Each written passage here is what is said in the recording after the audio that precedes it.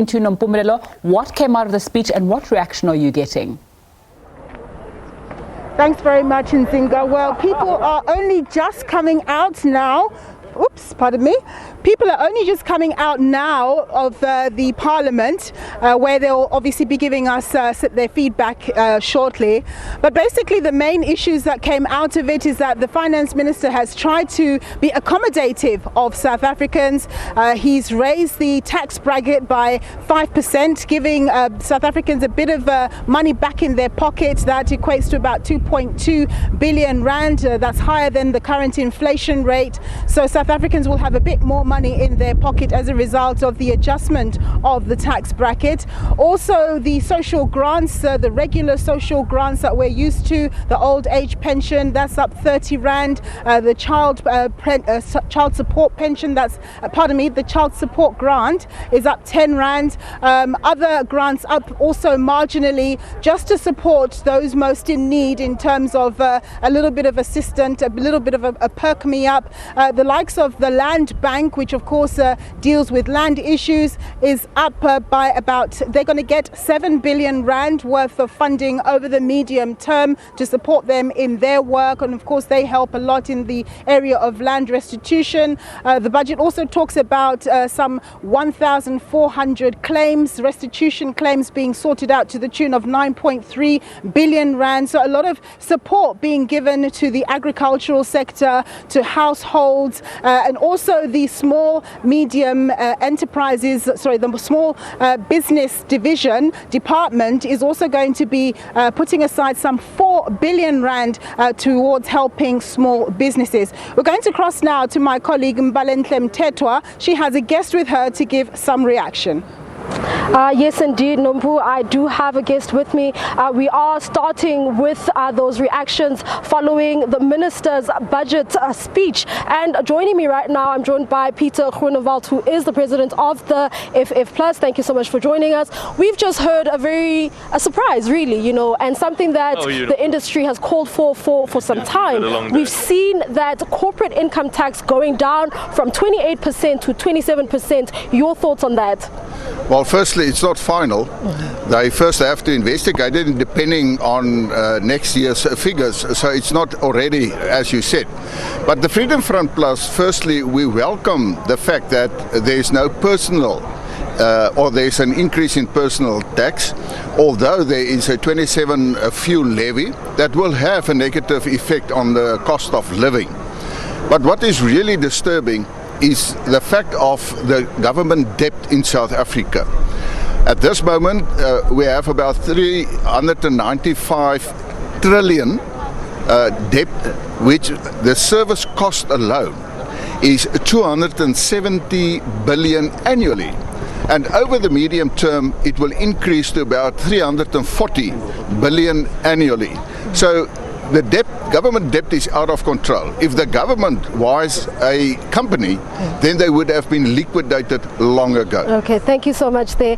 There you have it. That was Peter Groenewald from the FF Plus, just talking about raising concerns rather about the rising government debt. It's over to you, Nompu. Thanks very much. I'm here with Jordan Hill-Lewis. He's the Shadow DA Chancellor of the Exchequer, the Finance Minister. Just to give us your reaction to the Finance Minister's budget speech. Thanks, Nompu. Great to join you. Look, my biggest concern is that there was a lot that was not in the speech that is in the detail of the budget that I think was slightly dishonest to leave out. Chief amongst those, we've got a 4.3 billion rand, another bailout for SAA, Nompu. We've got 31.7 billion for Eskom. That wasn't even in the speech.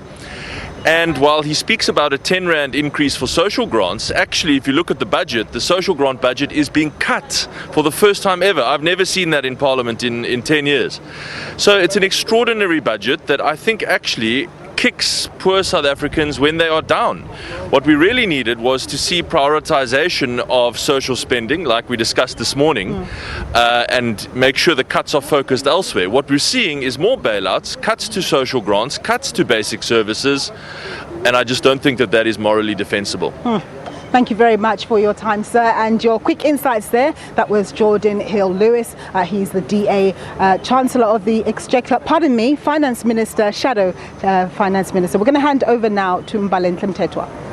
Thank you there, Nompu. Yes, indeed, I have another guest with me from the NFP, this time Sheikh Iman, who's going to be talking to us about their views and their reflections on that budget speech we've just heard.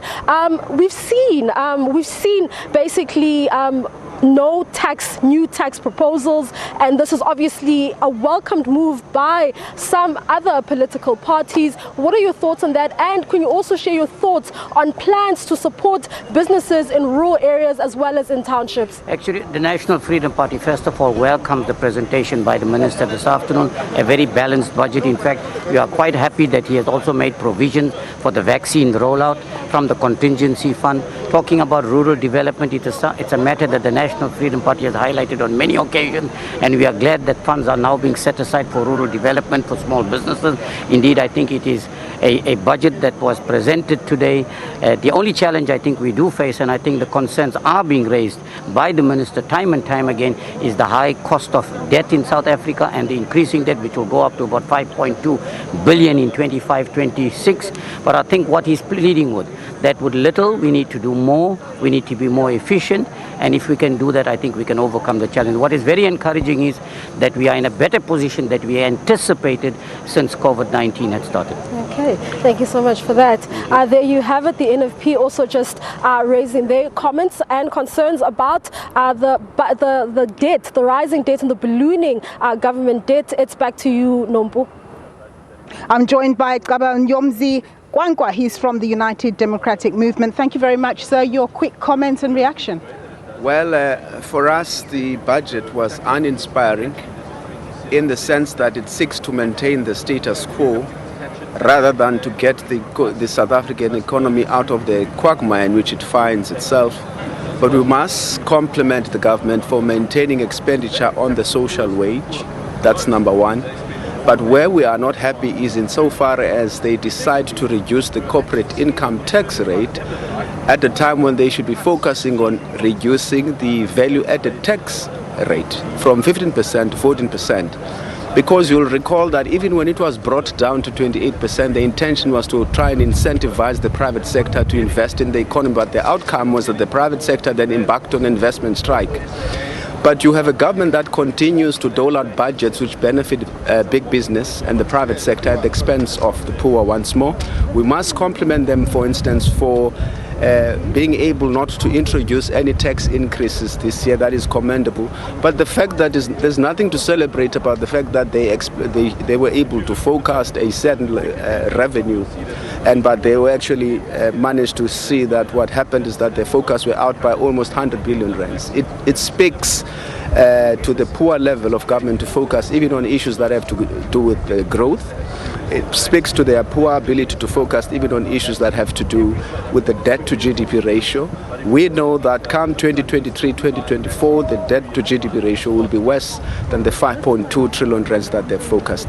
These are issues that the government fails to talk about. And from where we're sitting, the budget speech says absolutely nothing about how to reignite growth, how to create jobs. It's a maintenance of the status quo and an introduction here and there of one or two policy proposals and programs that they hope would be able to make an impact in terms of trying to create jobs and grow our economy. Thank you very much, Much obliged to you. Mr. Gwangwa there. Let's hand over to my colleague, Bulelani Philip. Thank you so much, Nompu. Of course, we're going to take more political reactions here on the steps of Parliament. We bring into this conversation Mr. Wayne Thring from the ACDP. Did the Finance Minister strike the right chords for the ACDP? I don't think so. Certainly, I think the Finance Minister found himself in a very difficult situation. The ACDP warned as early as April last year that a hard lockdown was going to have negative consequences. While saving lives, we also have the responsibility of livelihoods.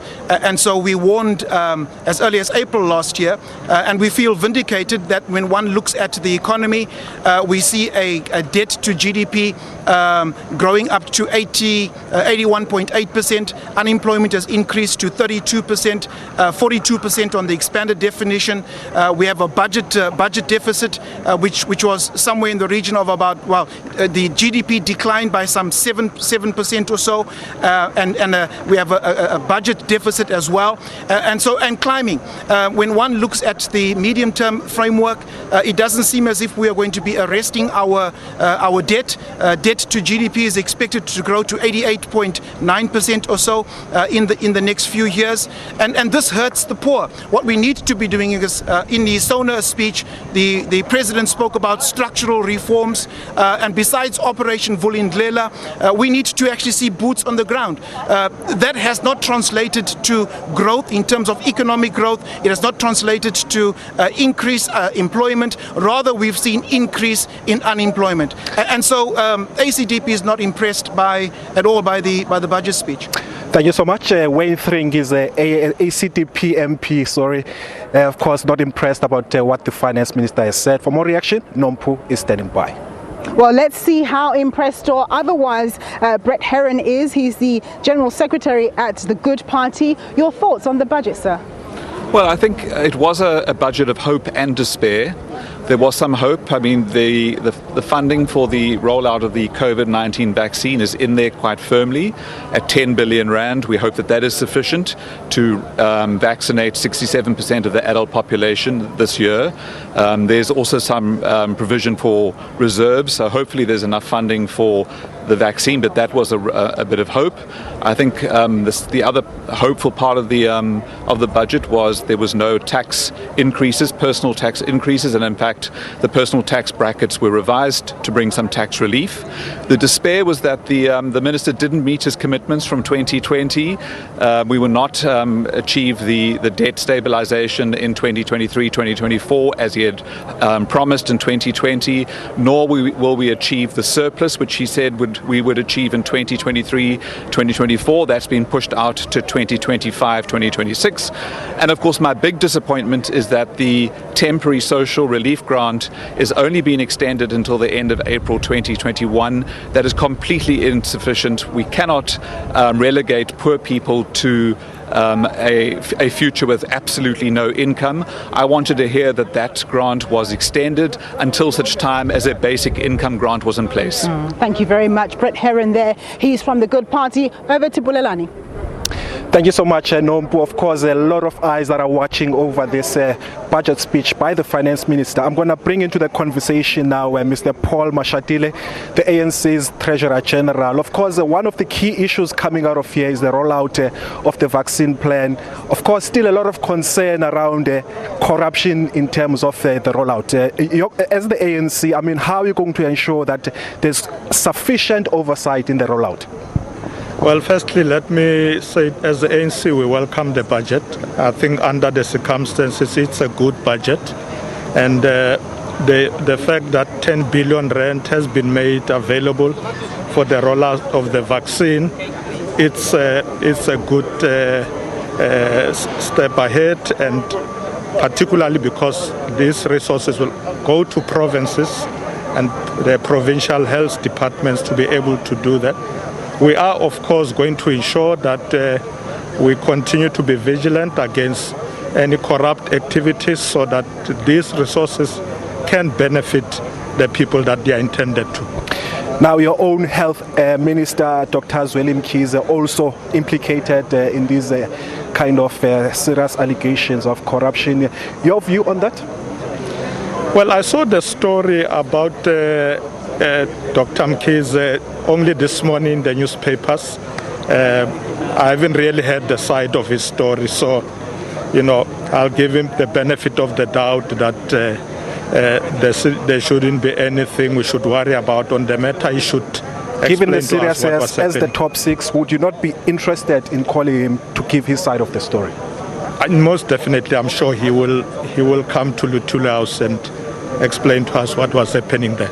All right, thank you so much, Mr. Paul Mashatile, the ANC's Treasurer General. For more reaction, Nompu is standing by. Okay, I'm joined by Nkosi Buthelezi from the IFP. Sir, your views on the budget? From the IFP side, as per our expectation, we think that the Minister delivered to some extent a very measured budget, because got both things that we appreciate and also some things that we are very much concerned as the IFP. For example, the issue of the 11 billion rands that will be put aside for youth employment, we appreciate that, and the 4 billion that will go to local economy, and the no increase in tax is what the IFP actually expected the Minister to actually say today. But on the other hand, we're very much concerned about the issue of the public wage bill, which is very high, and also the government debt, which is something that is putting so much threat to government. Because we think that as the IFP, to try and reduce the wage bill, there should be an audit of staff in all departments, so that when there are new vacancies, you look for people within those departments that are overstaffed, would assist those that are understaffed. And we're very much surprised that the Minister didn't mention anything about state-owned entities, in particular SAA, yet there is money that will be allocated to them. I think he just shied away deliberately so, because he knows that we have been speaking so much that no need to actually bail out those state entities. And I also believe that the other challenge that the government needs to do is the inefficiencies that are in the system across all the departments, wasteful expenditures, fruitless expenditures. Those things are the wastages that we need to stop. Thank you very much, Nkosi. We're going to hand over to Bulelani. All right, thank you once again, Nompu, of course. And now I'm going to bring into the conversation the president of the African Transformation Movement, Mr. Vuyo Zungula. As your party, you must have heard about the pronouncements by the finance minister on the issue of beefing up SARS to investigate all those wealthy companies who are tax dodgers. Your take on that? We welcome that because it is a reality that majority of the wealthy companies are not paying enough taxes. They are finding means and ways to evade paying taxes. We welcome that as a party. As this budget stands now, do you think it's pro-poor? Not as much. Look, the 800 billion that has been allocated to infrastructure, there is nothing that has been said about the percentage that needs to go to black companies who have been sidelined in our economy. Even the reduction in company tax and an increase in personal tax, that does not make any compelling sense, because even the companies, there is no other precondition to say in this period you must not retrench and you must employ more. Therefore, there is something missing when it comes to enforcing companies, so that ultimately there is a benefit to the individuals. Thank you so much, Vuyo Zungula, president of the ATM. For more reaction, Nompu is standing by. Right, we're speaking to Mr. Ndlozi of the EFF. Your reaction to the budget? Well, there is nothing in this budget essentially that is going to result in a transformation of the structure of South Africa's economy. What is the structure of South Africa's economy? Chronic unemployment, the fact that we do not, as a country, have industrialization that is happening, even the promises that they will drive government expenditure to stimulate local industrialization and local production. They've been making these promises over the years and have not been materializing. There were fundamental problems that relate to illicit financial flows that the budget said nothing about. I mean, you collect taxes from a very insignificant industry called tobacco. You leave the big mines, you leave the auditing firms. So there's nothing in the budget that is going to lead to the fundamental changes that are required in South Africa's economy. They are trying to go back to a pre-COVID-19 situation, which is totally unattainable. You will never be able to see that. Corporate income tax was left as it is. You should have gone for those guys to collect more taxes from them, but to redirect these taxes to the type of economic activities or at least government expenditure that is going to lead to industrialization and production activities to happen locally in the country. Thank you very much, sir. One unsatisfied customer and the finance minister leaning over him to hear what he has to say. Let's hand over to Bulelani. All right, thanks once again, Nompu. Of course, the finance minister made a couple of pronouncements around the job creation. Mr. Willie Madisha from COPE, are you satisfied that the amounts of monies that will be put forward to create jobs is going to be sufficient to deal with what we heard yesterday about increased unemployment in the country? I'm extremely disappointed that which he said does not solve anything altogether. Remember, the unemployment rate in the country has gone far beyond 30%. And what he says they will allocate to deal with that is basically nothing altogether. And secondly, this is the repetition of the speeches they've given over many years past. What would you have done differently? But then the main thing is, number one, they should be saying to us, this is what we have implemented. These are the gains that we have been able to implement since the last speeches that we have given. Now, secondly, they are saying that they are going to raise taxes, and yet people are not working. Yet the levels of poverty is too high. And when they say taxes, it's not only when it comes to the corporate sector. It even affects the people who are there in the streets. Because if you say that petrol, fuel, in whatever way goes up, those people who are not working, they too are going to pay that kind of tax. It's a major problem. We're not getting anywhere. So they're not creating jobs. They're not doing anything. We have not achieved anything. And we're not happy. Mr. Willie Matisha, thank you so much for your time. He's a COPE MP here in the National Assembly. For more reaction, Nompu is standing by. I'm joined now by Mzwanele Nyonzo. He's from the PAC. Thank you very much, sir, for joining us. Now, one of the things that the Finance Minister indicated is that they're going to be putting more money in the contingency reserve for a rainy day. What are your thoughts about that? No, our thought was that, in fact, we are not surprised. Our thought was that the budget was not talking to our people. We want the budget to be made simple. The budget must talk to our people. The budget must explain clearly how are they going to address the issue of unemployment. The budget must talk directly to the have-nots. The budget must change the captains of industry. They must take the land. Once they take the land, we'll be able to provide everything for our people. So the budget was not talking to our people, it was talking to the elite, and people did not understand it. One of the things you talk about speaking to the people, one of the things that was overlooked or not talked about was the area of state-owned enterprises, and we know that more provisioning has been made specifically for Eskom and SAA. Your thoughts about that? And they were surprised because they were not mentioning it, but they are pumping billions and billions to those state-owned companies, and they do not benefit our people. And also they did not even address this. In fact, the question of rural development was not even mentioned, and yet so many people are staying in the rural areas. When are they going to address those things? So this budget was not talking to the African people. It was talking to the elite. It was talking to the white people, those who own the means of production. Thank you very much, sir. More questions seemingly than there are answers. I'm going to hand over now to Bulelani.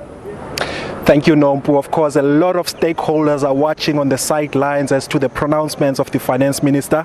Labour is also here. From COSATU is Matthew Parks. Matthew, a lot has been said in the previous years as well as this year around the government wage bill. Where is that debate at the moment, and are we going to see any resolution to it in the near time future?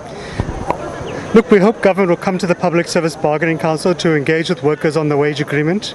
If they're willing to engage, we're also willing to engage. But what we've seen in the past year in this budget speech is that they're imposing a unilateral 4-year wage freeze. That's going to demotivate and demoralize the very public servants who need to implement the commitments of the State of the Nation Address, the Economic Recovery Plan. And for us, it doesn't address the fundamental crisis of the public fiscal difficulties. We lose 150 billion rand to corruption and wasteful expenditure every year. There's not a single word about corruption in the budget. No interventions to deal with it. There's no plans around fixing the state-owned enterprises. Again, that's costing the state billions of rands to bail them out every year. So for us, it doesn't address the fundamental crisis of corruption, of wasteful expenditure, of the SOEs, or even measures to stimulate the economy. There is an expectation of a shortfall in revenue collection. Is that a justifiable excuse or a reason for the government to actually not increase salaries for workers? No, we've been in a fiscal crisis long before we had the revenue shortfall. You have to address the fundamentals, which is corruption, which is wasteful expenditure, which is collapsing SOEs and municipalities, but also a stagnant economy. You need to stimulate the economy to grow so that companies can remain open, they can pay their taxes, so workers can remain employed and pay their taxes. What government is doing is simply saying we're going to cut expenditure, we're going to impose a freeze, and somehow pray for miracles that the economy will pick up on its own, that jobs will be saved on their own. And for us, that is going to worsen the situation. As Labour, how do you intend to respond? Look, we are focusing on the economic recovery plan at NEDLAC, ramping up local procurement because that'll create manufacturing jobs, seeing how we can assist Eskom to get back on its feet because that's critical to the economy. We're going to continue to push on the corruption front, including banning politicians and the sponsor from doing business with the state. But government has to go a different route. Simply choking the economy of stimulus is not going to resolve the issues. Talking about corruption, the health minister also dragged into allegations of corruption with regards to the rollout of communication strategies in the COVID-19 matters, as well as the issues of vaccination. How do you think we can actually get politicians out of the realm of procurement?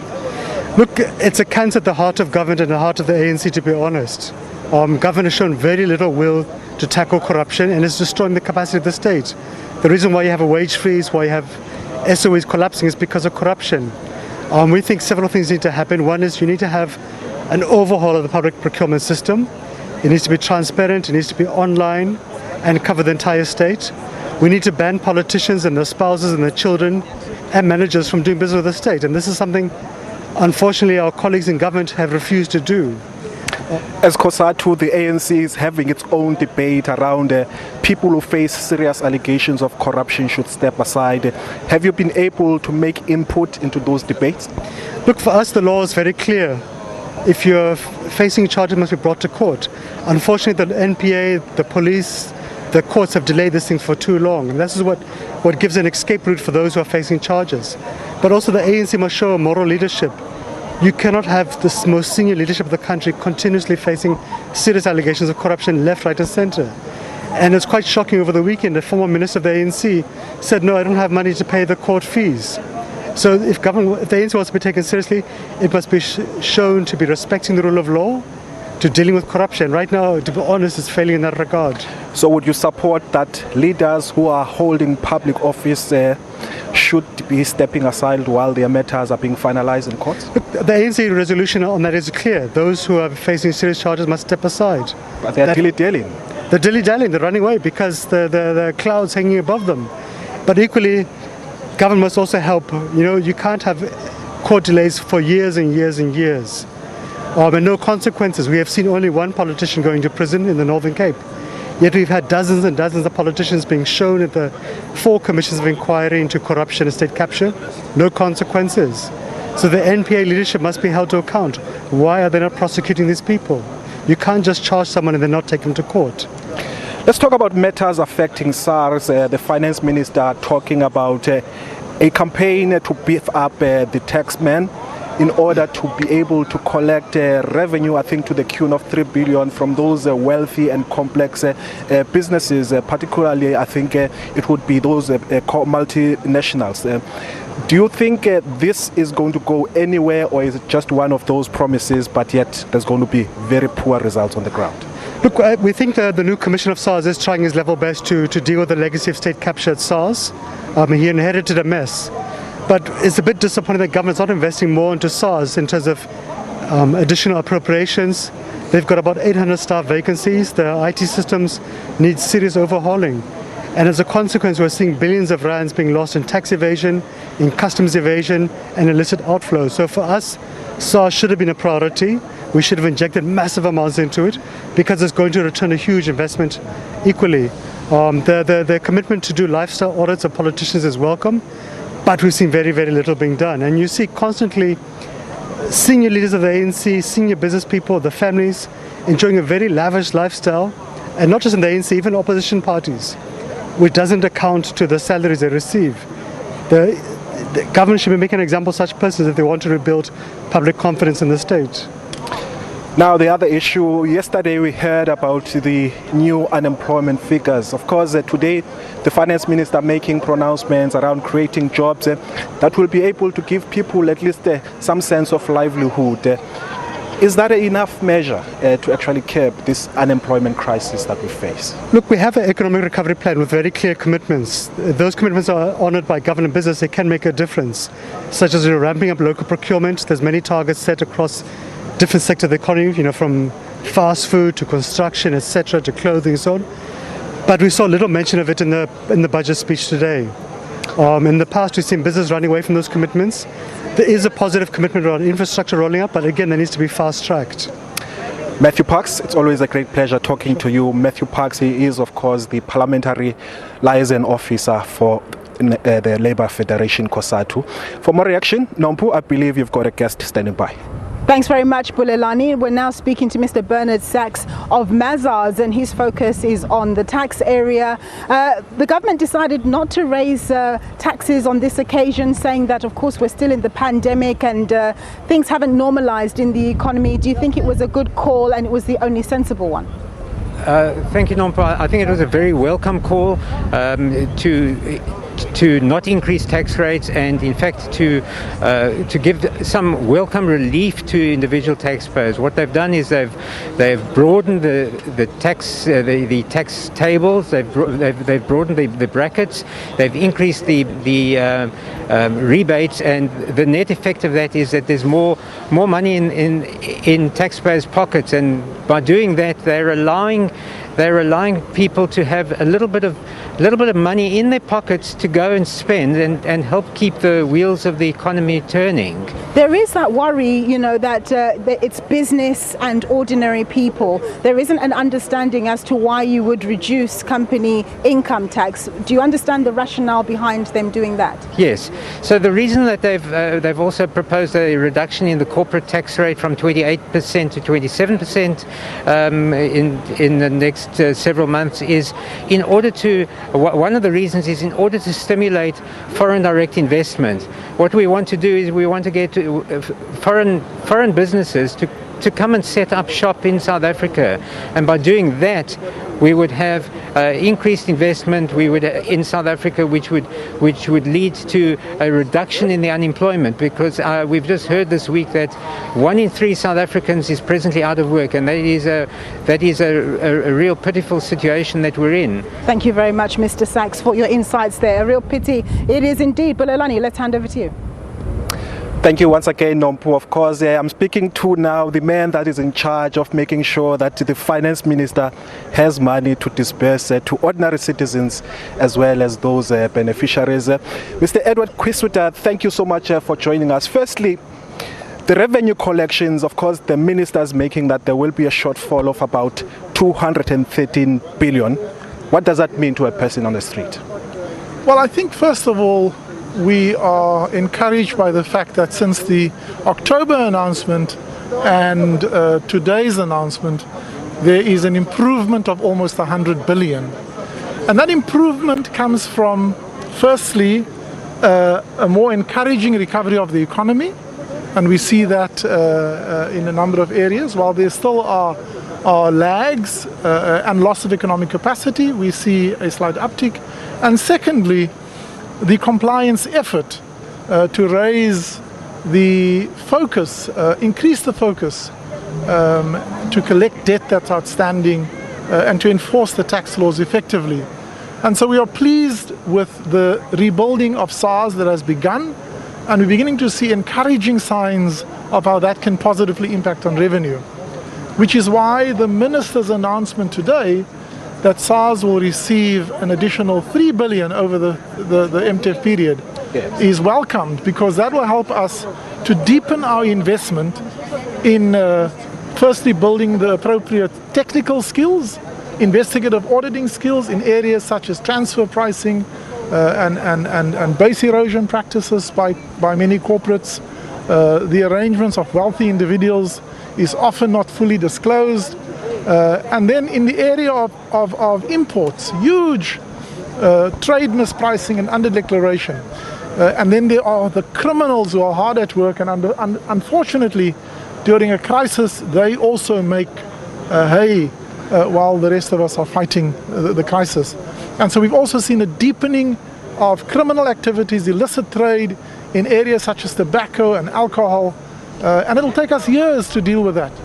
And so the investment is towards improving our human capability to address that, but also important, we cannot work without data.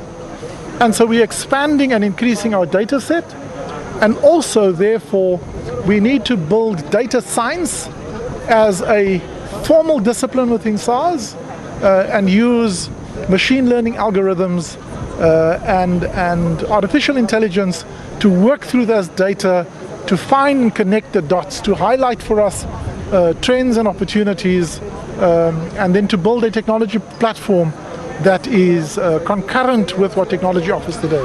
Let's stick to this dedicated unit that has been announced that will be going after all these wealthy tax dodgers. Can you confirm whether you've been able to identify some of the biggest tax dodgers in the country? Yes, so SARS is an early adopter of the automatic exchange of information, and that gives us visibility with almost 90 countries who exchange information to us about South Africans who have financial assets offshore. And so we have started and are increasing our capability to use that data to identify, link that to the individuals, but then also develop a program of action. We have been slow off the mark, and this unit will step up that effort, because many individuals have assets offshore. They're not fully disclosed always, even though some of them may have been received approval by the Reserve Bank. All of the transactions aren't always visible to us. Where I'm going, Mr. Kisweta, will you be able to make them public so that there is no perception that some will be treated with kid gloves? That's where I'm trying to go. No one in SARS is treated with any gloves of any sort. SARS applies its law without fear, without prejudice, independently. We make no differentiation between anyone, whether you're a high-profile businessman, a high-profile politician, or just an ordinary taxpayer or an ordinary small business. Yes, we will make it easy for you to fulfill those obligations, but we will not have a different dispensation because of your role in society. Will you name and shame them? We will increasingly use the provision in the law that at a particular point in time, when there is a successful prosecution and it is in the public domain, the taxpayer or entity loses its right to confidentiality, and that information is available to the public, and we will increasingly use that also in our media statements to inform the public that no one is above the law. Thank you so much, Mr. Edward Kisweta, SARS Commissioner, of course, giving us details of this new dedicated unit that will be probing the highest tax dodgers in the country. Nompu is standing by for more reaction. I'm joined by Mhluleko Mhlengwa. He's the head of the Standing Committee of Public Accounts. Thank you very much, sir, for joining us. Just give us your sense of what you thought about the budget. Well, it was a tightrope to walk, but there are serious issues which the minister has not dealt with, which we're going to have to look at in the granular detail. Because he just delivered the speech there. I mean, the SOEs have received huge bailouts from the Land Bank to Eskom to SAA, and so we know that SAA is under business rescue as we speak, and we've got serious issues here as Parliament with SAA, and of course we will be looking at the Land Bank coincidentally in part of our planning, and so the bailout they received today sharpens the focus on that area. We are concerned that the law enforcement agencies fight against corruption receiving only 1.8 billion rands because the cost in fact is that for every act of corruption you have to spend money to go after the people to recover money. And so that should sharpen our focus again to say to spend that amount of money means the problem is just very, very serious. And so we fundamentally believe that the law enforcement agencies will have to strengthen their outlook of cooperation. And that's why we are expecting them to resuscitate the anti-corruption task team for the purposes of pooling and sharing of resources, skills, capabilities and expertise to make sure that the conveyor belt of consequence management moves speedily, but also at the same time effectively and efficiently, and that there are no gaps in that. But quite clearly, the warnings that we have been giving previously, that the country is in dire straits. We are in serious trouble. Were confirmed by today's budget, and so something's got to give. And there has to be a change of mentality from government leadership and government practitioners and the employees at the administration to turn things around. We will be in discussion with National Treasury because there are quite a number of legislative amendments which we need to look at. Some of them may of course come through Treasury notes. We have to see how best financial management can be improved in SOEs consistent with legislation, but at the same time how they can actually achieve their public mandate. SABC is one of them. You've got a public responsibility, but you've also got a commercial venture that you have to look at. So those balances are very, very important. But I think the minister has to, moving forward, understand that giving money and bailouts is merely throwing financial solutions to non-financial problems if you do not deal with the core issues of governance deficiencies and the fact that you just got a general a collapse of governance within these structures. So this money is going to be given to these entities, but it's literally throwing money down a drain in the absence of plugging the hole. So the bailouts have to go parallel substantive and fundamental reforms and changes insofar as how things are done. Yes, and just in terms of the social side, we know that there's been a massive impact from the COVID-19 pandemic, and it seems as though government can only stretch out that additional help until the end of April or so. Do you think that's satisfactory? Well, it's a sad reality, but you also at the same time look at the fact that you've got a revenue collection shortfall of 218 billion rands, and so that's indicative of a government that has really overrun, as you're just hearing also the head of SARS as well speaking about the issues that they are dealing with. So it's not an easy reality, but there too, let's go to the UIF. We went to visit them last year on an oversight, and there are grave and serious shortcomings in governance, management and process. And so any money that is going to these institutions, whether it be SASSA, which in itself has been embroiled in high instances of corruption and serious allegations thereof, means that we need to take a step back so that the little money that's there can actually be corrected.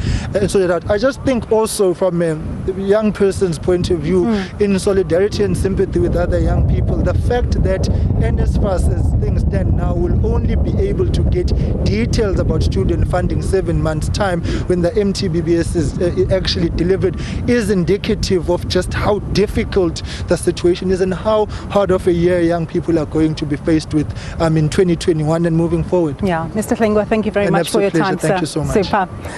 All right, so we were speaking to Mr. Tlengwa there. He's the head of SCOPA, and that's pretty much a wrap from us here in Parliament. We have, of course, been covering the budget, the national budget of February 2021. Bulelani, what would you say about it? How would you characterize the budget today? Well, the minister clearly says it's not an austerity budget, but I think everyone had their eyes on whether would they be increasing, this personal income tax, and I think it should come as a great relief that, of course, the brackets have been increased by 5%. So I think it should be a great relief, but of course, the sin tax is always going to go up. Yeah, they always go up, but I think, like many people say, very sneakily, Finance Minister Tito Mboweni not talking about those extra bailouts to the likes of SAA and Eskom. It just seems year in, year out, they keep on throwing money at these organizations. With Eskom, of course, we continue to have the lights out. Of course, SOEs remain the elephant in the room in terms of our public finances, and I'm sure he would be looking at these issues very closely. And of course, one of the issues that we should be mindful of is that we should read the detail.